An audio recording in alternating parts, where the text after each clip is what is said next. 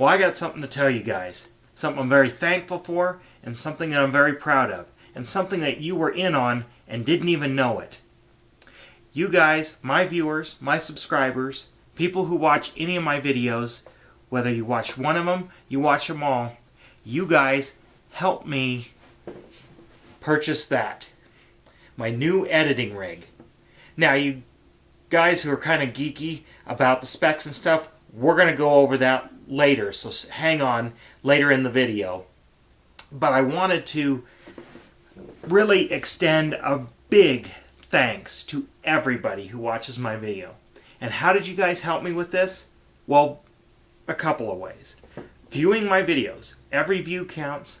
Viewing my videos all the way to the end. That helps with the watch time. That kind of sends another signal to YouTube that this might be a good video and people like it, so it sends it out into the recommended. Same with if you come back to my videos multiple times and watch them again, when the system sees users coming back and viewing the same videos a couple of times, or at least again, it signals that this must be a good video. Let's send it out to more people. Same with you subscribers, hitting that subscribe and ringing that notification bell so you get the email so you know when I release another video, because YouTube, the algorithm's changed. It's tough out there, and I appreciate it all. Also, buying merch, like my t-shirts and stuff, down there, down below this video, whether you're on mobile or desktop, there's t-shirts, there's things. I'm adding more things. I actually need to get on that, but when you purchase that, that helps me purchase new equipment to keep making more videos. And I just feel so fortunate. I never thought ever that I'd be able to use YouTube money to purchase something like that. And I'm going to show you my old editing rig, and it's in a pretty starry state. So, I mean, I was almost dead in the water, and until you guys helped me purchase this. I saved my pennies and was able to purchase this. We'll go over the budget and all the specs later, but I still want to I can't say it enough. Thank you, thank you, thank you. And if this is all the farther you watch this video, I thank you for watching, and go check out my other videos. Share them around. That helps too. And subscribe if you're not a subscriber. Alright. Now, for what everybody wants to know, what is in that box, and what are the specs, and what am I going to use it for? Well, obviously editing, but I'm pretty excited about it. I've just gotten it set up, so I don't even have everything transferred. I've got some of my software loaded, but let's dig into this thing, and we'll show you the insides, and we'll go over some of the specs, and then you guys can leave me in comments down below about what I compromised too much on and how it's built wrong and everything like that. So let's get to it. Well, actually, before we get to the new PC, let's go over what it's replacing. This is a PC I bought from CyberPower PC, probably, well, definitely over 5 years ago now. So it's pretty outdated, and I'm starting to have some hardware failures and things, mostly related to a lot of the inputs and outputs, a lot of the I/O, mainly kind of the microphone jacks and stuff, because I've plugged in and out extension cables for microphones and things, and whatnot. And same with the top I/O here. The USB ports are failing from being stuff jammed in them and out, and same with the microphone and headphones. Would just kind of randomly cut out and be real staticky. So, I'm guessing there's some solder joints and things that are going bad, and just connection problems in general. But let's go a little bit over what we got here. We'll start with kind of what powers it. The power supply here, 700 watt extreme gear. Don't know if it was any good, but it never failed, and obviously didn't do any voltage spikes, because I wasn't really having much for stability issues or anything related to this, but it's getting long in the tooth. Let's move to, well, we'll start CPU. Now this is not the stock. This is not the cooler that came with this PC.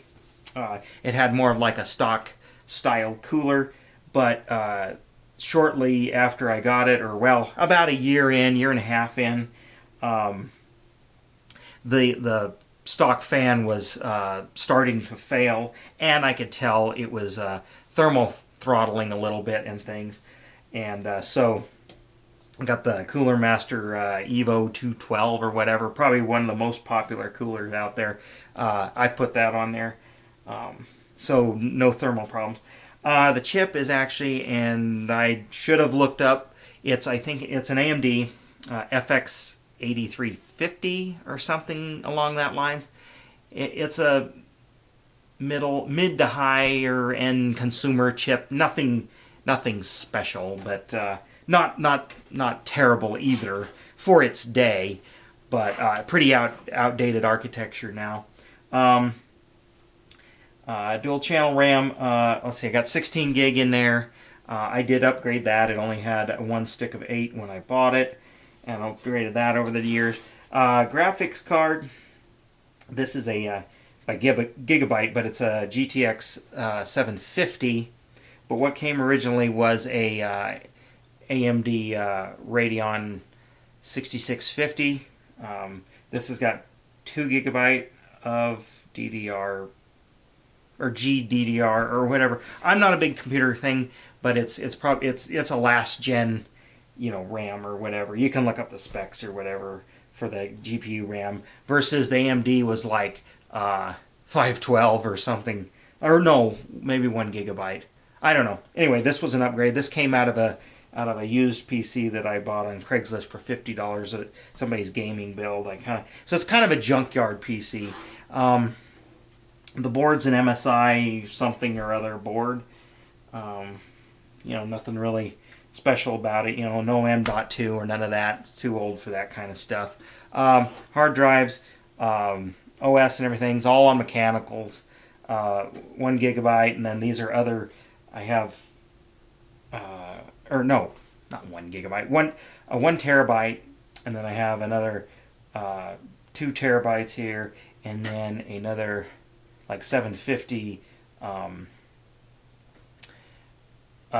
mechanical drive, but another 750 gigabyte. But this was like out of a laptop, and I have some other drives, well, not here, laying around that have more storage and things. So I'm gonna pull these drives out, probably pop them in there, or just transfer them, put them in an enclosure I have where they just slide in and can transfer that way.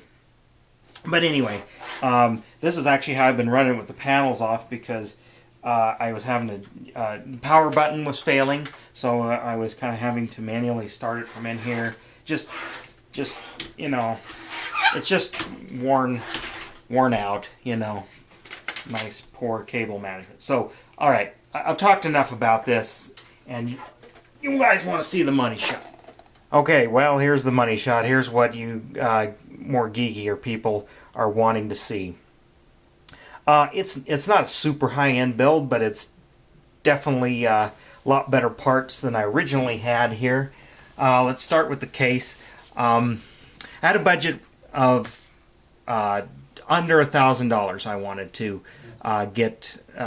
have built a new computer rig. And a lot of you are like, why didn't you build your own? Why'd you go to a system integrator?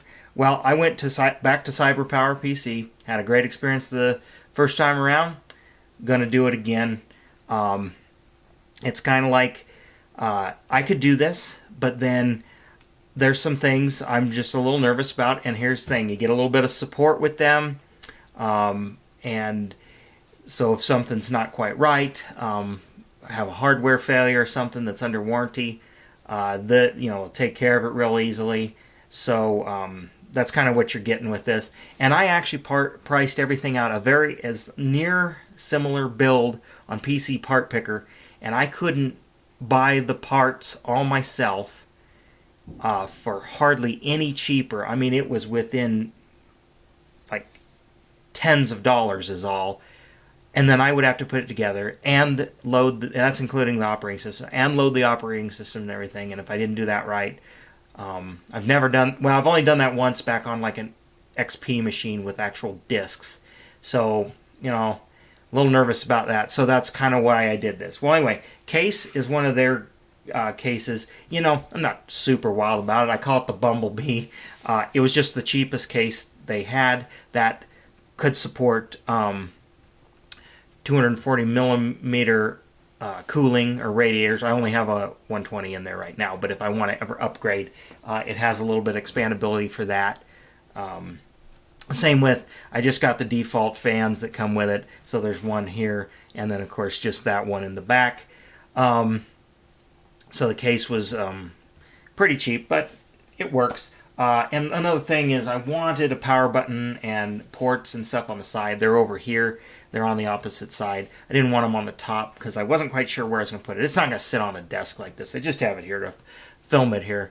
But then, starting with obviously the CPU, we have the AMD Ryzen 2nd Gen 2700, not the X model, just the 2700. I don't really overclock. I might do a mild overclock, but I don't game, so that's going to be fine with me. Water cooling with the 120 millimeter radiator and fan there, as you see, and RGB only because it was cheaper than actually the non-RGB. They were running a sale. Otherwise, I wouldn't have the RGB. RGB to me is kind of like when you put a sticker on the side of your car or motorcycle. You know, it adds 5 horsepower. Well, the RGB adds say 0.2 gigahertz of extra speed there when you're overclocking. So that's the truth. Anyway, motherboard is the well, let's go through the specs here before I printed it off here because I couldn't remember. Case is a Corsair Carbide series mid-tower gaming case, you know, black and yellow. Got the Ryzen 2700, you know, that's a 3.2 gigahertz, you know, 16 thread, 8 core, yeah, 8 core. Let's see, and the liquid cooling is, you know, CyberPower is kind of branded. I think it's just a rebranded like Cooler Master unit, but dual chamber cold copper plate or whatever. It's supposed to help the heat transfer, I guess.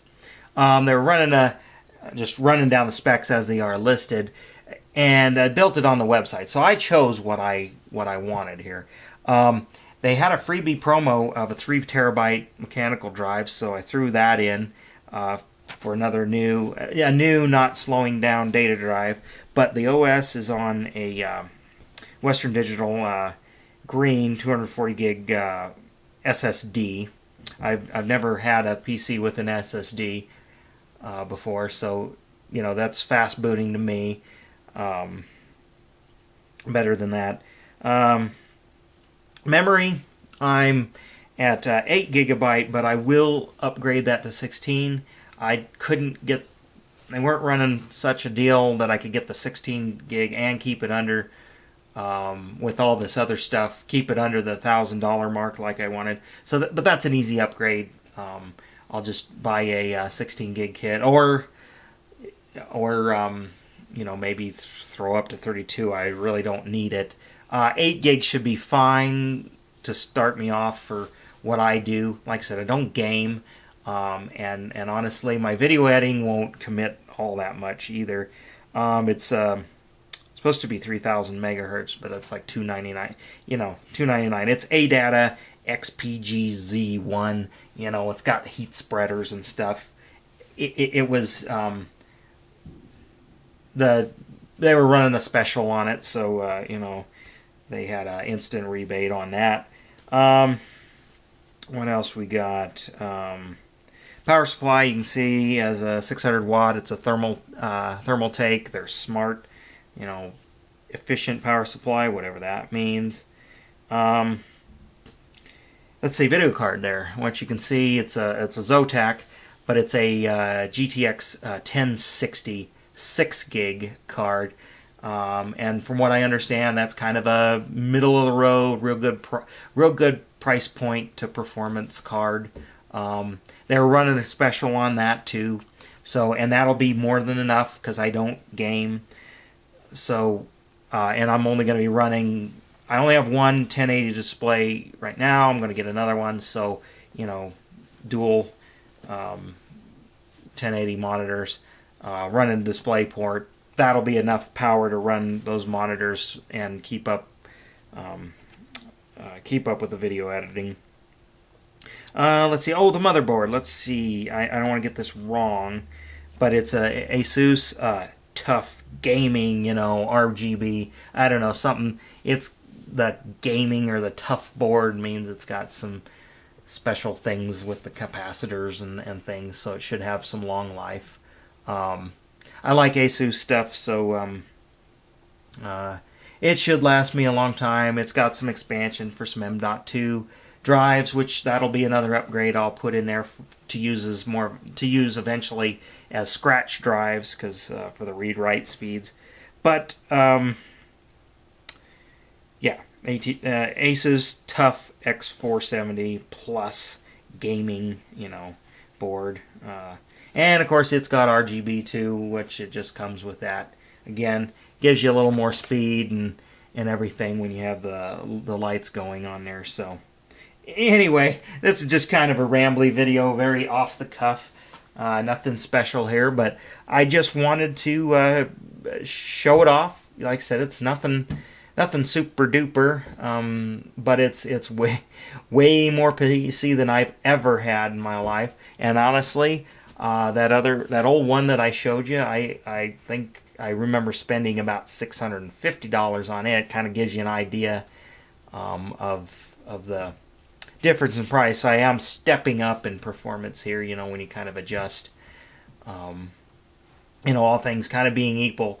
And I liked that machine until, like I said, I just started having some kind of hardware failures and things. And my drives were just slowing down. So I was kind of needing something right now where I was going to maybe have a drive crash and then lose data. So I'm going to get stuff archived and backed up and everything. So, well, I don't know. I'm rambling so much. I guess if you guys want to just sit there and watch that lights spin, you can back the video up and just watch it again. Again, if you've watched clear to the end of the video here, why don't you leave a comment what you think. Leave a comment. You think it's a good machine? You think it's kind of crappy? What did I do? What didn't I spec in right? What could I spec in better, maybe, but still keep it under my $1,000. This came in, shipped to my door at $9.95.